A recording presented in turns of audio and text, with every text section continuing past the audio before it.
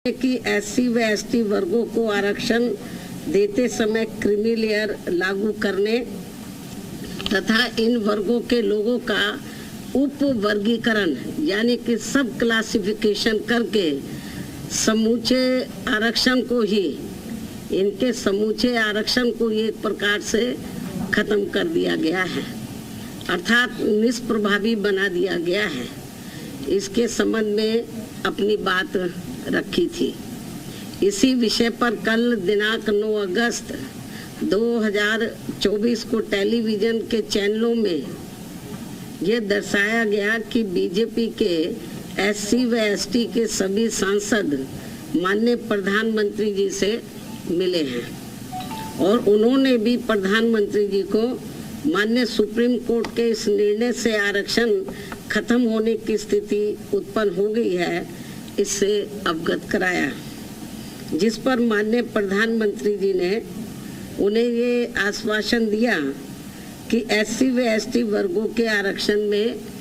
Creamy layer तथा उनका उप वर्गीकरण नहीं होने दिया जाएगा, इस पर गौर किया जाएगा। प्रधानमंत्री जी द्वारा अपने सांसदों को दिए गए इस आश्वासन के बारे में कई न्यूज चैनल पर प्रसारण होने पर फिर मैंने कल ही दिनांक 9 अगस्त 2024 को एक ट्वीट करते हुए कहा कि जो ये आश्वासन दिया गया है अगर वो पूरा किया जाता है तो इसका हमारी पार्टी स्वागत करेगी। तथा इसी ट्वीट में मैंने ये भी कहा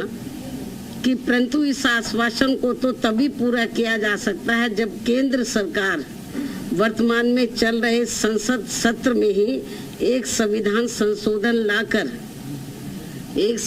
संशोधन विधेयक लाकर माननीय सुप्रीम कोर्ट के इस निर्णय को निष्प्रभावी बनाते हुए ये प्रावधान लाती है कि एससी एवं एसटी वर्गों के आरक्षण के लिए इन जातियों को कभी भी उप वर्गीकृत नहीं किया जा सकेगा तथा इन पर क्रीमी लेयर भी लागू नहीं होने दिया जाएगा। और साथ ही मैंने ये भी कहा कि आज इस मामले में विषम स्थिति उत्पन्न ही ना होती अगर केंद्र सरकार ने अपने अटॉर्नी जनरल के माध्यम से माननीय सुप्रीम कोर्ट के समक्ष एससी व एसटी समाज के उप वर्गीकरण एवं क्रीमी लेयर के पक्ष में जोरदारी से अपने कथन न रखे होते। यदि उन्होंने ठीक ढंग से पैरवी की होती तो शायद ये ऐसी नौबत नहीं आती। और अब इसी सत्र में संविधान संशोधन न लाकर अचानक वर्तमान सत्र को ही तय की गई निश्चित तारीख के पूर्व ही कल दिनांक 9 अगस्त 2024 की शाम को अनिश्चित काल के लिए संसद जो है वो स्थगित कर दिया गया, जिससे कि माननीय सुप्रीम कोर्ट द्वारा दिया गया ये असंवैधानिक निर्णय बना रहे। और बीजेपी की केंद्र की सरकार की मंशा जिसकी वकालत उन्होंने सुप्रीम कोर्ट में की थी वह बनी रहे, जिसके तहत इस देश के समूचे एससी व एसटी वर्गों के लोगों को क्रीमी लेयर के बहाने तथा उनके बीच में उप वर्गीकरण करके उन्हें आरक्षण से ही हमेशा के लिए वंचित कर दिया जाए और इस प्रकार से फिर बिना संविधान बदले ही एससी व एसटी वर्गों का आरक्षण हमेशा के लिए खत्म कर दिया जाए। एक और वर्तमान संसद सत्र को निश्चित तिथि से पूर्व ही समाप्त करना और दूसरी तरफ माननीय प्रधानमंत्री जी का ये हवाई आश्वासन देना कि माननीय सुप्रीम कोर्ट के इस निर्णय को नहीं लागू किया जाएगा और फिर इस मामले में कोई भी कदम न उठाना तथा कोई भी कार्रवाई आदि न करना, ये स्पष्ट रूप से दर्शाता है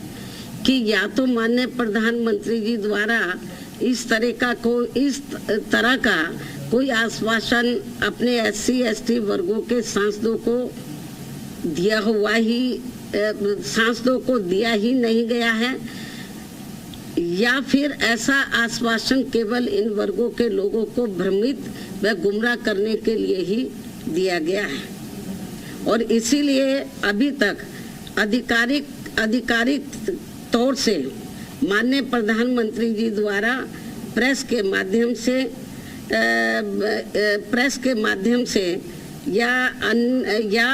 अपने कुछ सरकारी ट्वीट के माध्यम से इस आश्वासन की कोई पुष्टि नहीं की गई है। केवल आश्वासन दिया जब वो एमपी लोग मिले हैं, लेकिन अलग से कोई सरकारी तौर पर उन्होंने ना कोई प्रेस के द्वारा इस संबंध में बताया, ना कोई उन्होंने अपना कोई ट्वीट जारी किया सरकारी तौर पे जैसे वो करते रहते हैं। इन सब कारणों से आज इस देश में एससी व एसटी वर्गों के रह रहे लगभग 40 करोड़ से ज्यादा लोग पूर्व में कांग्रेस की रही सरकार की तरह ही वर्तमान बीजेपी की केंद्र की सरकार के द्वारा भी अपने आप को काफी ठगा सा महसूस कर रहे हैं,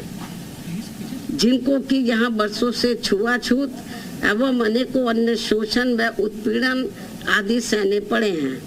और जो आज भी सहने पड़ रहे हैं, जिसकी वजह से ये लोग आज भी सामाजिक एवं आर्थिक तौर से पिछड़े हुए हैं, जिन्हें ये आरक्षण दिलाने का कार्य परम पूज्य बाबा साहब डॉक्टर भीमराव अंबेडकर द्वारा कांग्रेस पार्टी के भी विरोध के बावजूद अपने अथक प्रयासों से दिलाया गया है। जबकि केंद्र की सरकारों ने इस आरक्षण को खत्म करने के लिए समय समय पर लगातार अनेकों प्रयत्न किए हैं, जैसे कि सरकारी नौकरियों को खत्म करके कॉन्ट्रैक्ट के माध्यम से कार्य कराना, जिनमें उनके द्वारा नियुक्त कर्मचारियों पर कोई आरक्षण लागू नहीं होता है। सरकारी उपक्रमों अर्थात संस्थानों को निजी हाथों में बेचकर उनमें मिल रही लाखों की संख्या में नौकरियां, जिसमें एससी व एसटी वर्गों को भी आरक्षण उपलब्ध था, वो भी खत्म कर देना। लाखों की संख्या में पदों को खाली करना। देश में लाखों पद जो कि एससी व एसटी वर्गों के लिए आरक्षित थे, उन्हें सालों से खाली रखना और बाद में उन्हें समाप्त करके सामान्य वर्ग को दे देना। पदोन्नति में आरक्षण के लाभ से एससी व एसटी वर्गों के कर्मचारियों को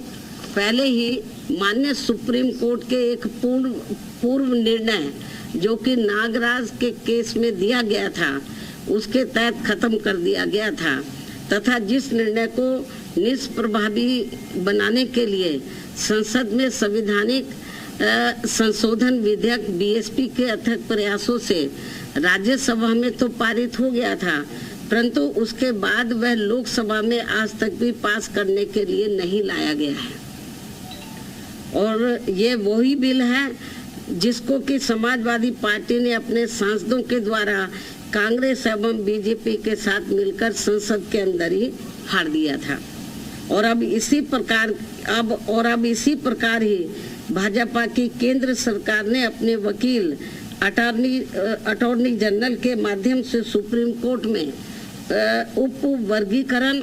और क्रीमी लेयर के पक्ष में गलत दलीलें दिलवाई थी, जिसकी वजह से ही नागराज के निर्णय की तरह दविंदर सिंह बनाम पंजाब राज्य के केस में भी माननीय सुप्रीम कोर्ट द्वारा दिनांक 1 अगस्त 2024 को आरक्षण के विरुद्ध निर्णय दिया गया है, जिसका सीधा असर ये होने वाला है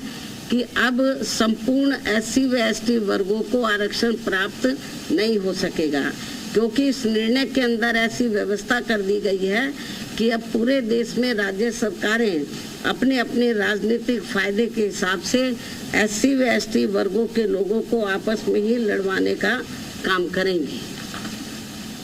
और इन वर्गों के लोगों को जीवन भर कोर्ट कचहरी के ही चक्कर लगाने के लिए मजबूर कर देगी और फिर अंत में इनके सभी आरक्षित पद खाली पड़े रहने के कारण या तो ये पद खत्म कर दिए जाएंगे, अन्यथा इन्हें सामान्य वर्ग को ही दे दिया जाएगा। ऐसे में मेरी इस देश के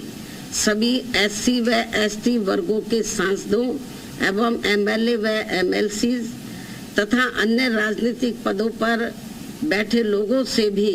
चाहे वो किसी भी पार्टी से चुनकर आए हों, उन सभी से ये कहना है कि ये लोग बीजेपी, कांग्रेस, समाजवादी पार्टी, आम आदमी पार्टी व अन्य पार्टियों की भी एससी व एसटी वर्गों के आरक्षण के विरुद्ध उनकी नीयत व सोच से जरूर सजग हो जाएं, सचेत रहें और अपने मूलभूत संवैधानिक आरक्षण के अधिकारों को खत्म होने से बचाने के लिए एकजुट होकर इसके विरुद्ध अपनी आवाज एक संवैधानिक और शांतिपूर्वक तरीकों से पूरी जोरदारी से उठाएं, वरना अब इस देश के एससी व एसटी वर्गों के लोगों को हमेशा हमेशा के लिए आरक्षण से वंचित कर दिया जाएगा। फिर वो चाहे नौकरियों में आरक्षण हो या किसी राजनीतिक पद के लिए हो, जैसे कि एमपी व एमएलए आदि के लिए हो। इसके साथ साथ मेरा ये भी कहना है कि अब समय आ गया है जबकि माननीय उच्च न्यायालय एवं उच्चतम न्यायालय आदि की नियुक्तियों में भी एससी व एसटी वर्गों के लिए पद आरक्षित किया जाए, जिससे कि इन उच्च अदालतों में इन वर्गों के लोगों की भी बात सुनी जाए और समझी जाए और भविष्य में माननीय सुप्रीम कोर्ट द्वारा नागराज केस में दिए गए निर्णय एवं दिनांक 1 अगस्त 2024 को देवेंद्र सिंह बनाम पंजाब राज्य में दिए गए निर्णय की तरह के अन्य कोई और निर्णय एससी व एसटी वर्गों के विरुद्ध देकर उनके संवैधानिक अधिकारों का हनन न किया जाए। इसके अलावा मेरा सावधानी के तौर पर एससी व एसटी वर्गों के लोगों को ये भी कहना है कि दिनांक 1 अगस्त 2024 को माननीय सुप्रीम कोर्ट के द्वारा एससी व एसटी वर्गों के आरक्षण के मामले में दिए गए निर्णय को लेकर अभी तक भी कांग्रेस पार्टी चुप क्यों बैठी है?